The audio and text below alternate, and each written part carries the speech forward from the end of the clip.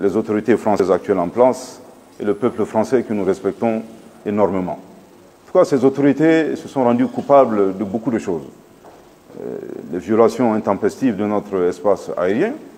Je ne pense pas qu'il y ait un seul aéronef malien qui a une fois violé l'espace aérien de la France.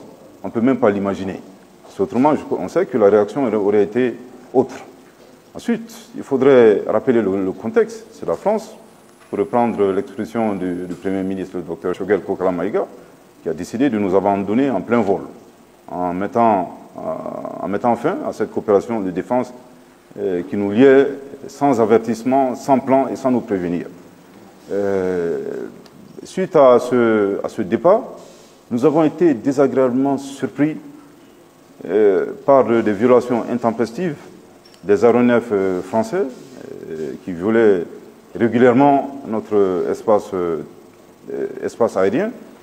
Mais en plus de cela, et on le dit vraiment sans aucune démagogie, sans aucune manipulation, ces autorités se sont également rendues coupables de fournir des renseignements et des armes à des groupes terroristes.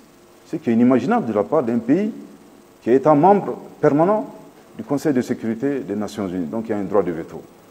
Nous avons introduit une plainte avec des preuves à l'appui. En tout cas, tous les cas de violation ont été présentés, bien documentés. Et nous avons bien entendu d'autres preuves qui seront présentées, quand nous l'espérons, à la suite de cette session spéciale du Conseil de sécurité des Nations Unies, que nous appelons de tous nos voeux. Il est très important que la communauté internationale et que le monde découvre comment un État membre du Conseil de sécurité des Nations Unies, Conseil de sécurité qui assure la responsabilité principale du maintien de la paix et de la sécurité internationale, se comporte. Il faudrait le dire, ce n'est pas des choses acceptables.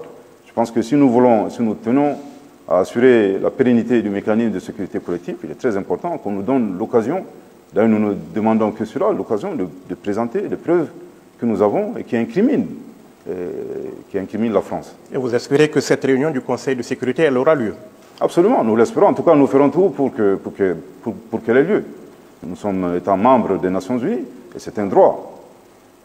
Alors, Monsieur le Premier ministre, ces derniers jours s'est tenue à Lomé la réunion du groupe de suivi et de soutien à la transition malienne. Votre ministre des Affaires étrangères, si je ne m'abuse, parlait de normalisation avec les partenaires. Vous parliez tout à l'heure de la CEDEAO. Est-ce que désormais le Mali marche avec ses partenaires de la sous-région main dans la main?